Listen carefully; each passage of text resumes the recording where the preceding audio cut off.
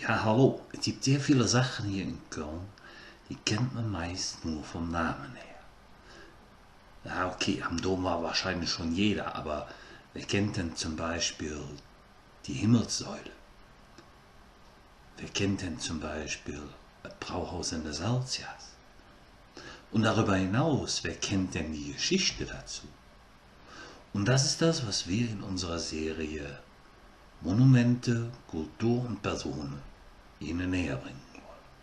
Was viele Leute nicht wissen, kurz hinter der Ruhestraße, also praktisch vom Dom auskommend, der da hinten ist, ein Stückchen runter und dann hier links die Gasse rein. Kann man sich ja gut merken an diesem auffälligen Gebäude. Da jede zu einem Plätzchen, mit dem Plätzchen wird einer der kölschen Mundartsänger, Mundart hat er nicht so oft gesungen, aber einer der kölschen Krätzchensänger aus dem 19. Jahrhundert geehrt. Und zwar der Jupp Schmitz, auf seinem Jupp Schmitz Plätzchen. Kümmern wir uns erstmal drum, wer war Jupp Schmitz? Jupp Schmitz ist geboren am 15. Januar 1901 in Köln. Gestorben ist er am 26. März 1991. Ja, eine ganz ahle, sag ich immer nur. 1994 wurde auf Betreiben des damaligen Festkomitee-Präsidenten Ferdi Leisten ein vom Bildhauer Olaf Höhnen geschaffenes Monument geschaffen. Tolles Deutsch, das Jupp Schmitz in seiner urtypischen Art darstellt, wie er am Klavier sitzt und seine Liedchen vorsingt. Und gerade dieser kleine Platz hier in der Salomonsgasse, direkt hinter der Altstadt, der wurde ihm zu Ehren dann auf den Namen Jupp Schmitz Plätzchen getauft. Jupp Schmitz, von den Kölnern liebevoll genannt der Schneuzer, hat sehr viele bekannte Lieder gemacht. Bevor er allerdings dann über Köln hinaus bekannt wurde, hat er erstmal für andere Menschen Musikstücke geschrieben, unter anderem für Rudi Schurike. Rudi Schurike, ja, der eine oder andere weiß, Heimat deiner Sterne. Vielleicht kennt der eine oder andere noch aus meiner Generation, das war Rudi Schurike. Gut, und irgendwann hat sich Jupp Schmitz davon abgewandt und hat sich selbst versucht, hier in Köln durchzusetzen. Jupp Schmitz besuchte 7 Jahre lang das Konservatorium in Köln und erhielt dort erstmal seine klassische Ausbildung zum Pianisten. Danach arbeitete er zeitweilig als Klavierspieler für Stummfilmkinos, leitete ein eigenes Orchester und trat vor dem Zweiten Weltkrieg in Hotels auf. Jupp Schmitz gehörte zur ersten Garnitur der Veteranen des Milieugesangs, zu den bekanntesten Krätzchensängern der Nachkriegszeit. Wie gesagt, für Rudi Schurike hat der 1935 unter anderem einen Tango verfasst, der da hieß Gib Acht auf dein Herz. Und der später auch in einer Parodie von den 4 Butzen, ja, nochmal nachträglich das Lied über die Kölner Grenzen hinaus bekannt machte. Als die Alliierten im Jahre 1949 wieder Veranstaltungen und Umzüge genehmigten, kam Schmitz zum Karneval. Gleich sein erstes, am 21. Oktober 1949 aufgenommenes Karnevalslied Wer soll das bezahlen, war der Hammer schlechthin. Es war eine Anspielung auf die durch die Währungsreform nahezu vor dem Nichts stehenden und sich dennoch dem Wiederaufbau widmenden und trotz aller Widrigkeiten wieder Karneval zu feiernden Kölner, die sich dadurch erstmal richtig angesprochen fühlten. Das Lied wurde auf Anhieb einer der meistgesungensten Schlager jener Jahre. In der Folgezeit komponierte Jupp Schmitz, unterstützt von seiner Ehefrau Bärbel, die eine Ausbildung zum Sänger hatte, also zur Sängerin natürlich, noch viele weitere Schlager und Karnevalslieder wie Im Winter da schneidet, im Winter is es kalt.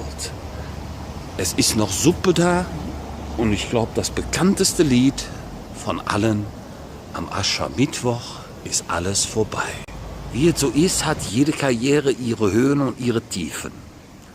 Jupp Schmitz hatte auch sein persönliches Waterloo.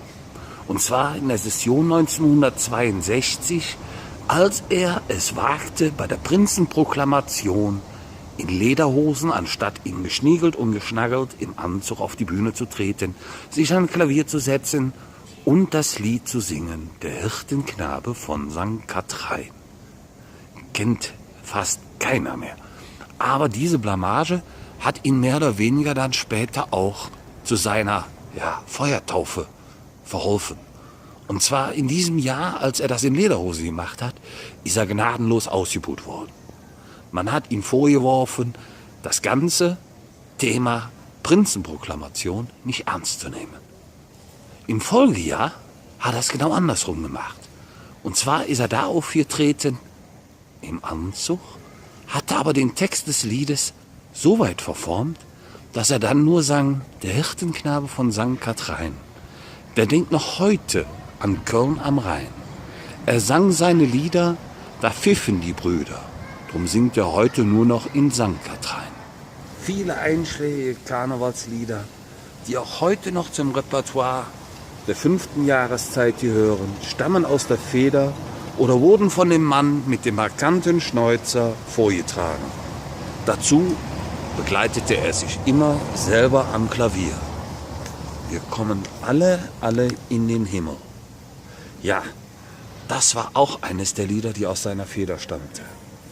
Oder im Winter, da schneit es, im Sommer ist es, Und werden diese Lieder nicht nur in Köln gesungen, da er sie auch auf Hochdeutsch verfasst hat. Im Gegensatz zur heutigen Zeit ist er im Kölner Karneval mit deutschsprachigen, hochdeutschsprachigen Liedern bekannt und verstanden worden. Eine seiner letzten Aufnahmen ist die WDR-Aufzeichnung aus dem Kölner Senftöpfchen vom 12. Februar 1991, anlässlich seines 90. Geburtstags. Und nun fragt sich natürlich jeder, was ist aus ihm geworden? Na gut, er ist tot, dafür steht der Engel da oben drauf. Aber wo finden wir ihn jetzt? Jupp Schmitz ist zu finden am Melaten. Und wenn Sie selber mal die Zeit haben, da vorbeizugehen, seien Sie mal ganz ruhig, weil dann hören Sie es vielleicht, wie da irgendwo aus irgendeiner Ecke irgendjemand singt. Wir kommen alle in den Himmel, weil wir so brav sind, Ja, Leven Jupp Schmitz, das war heute zu deinem Gedenken.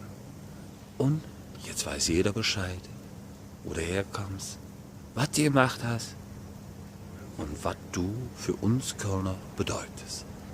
Davon zeugt auch dieses Denkmal.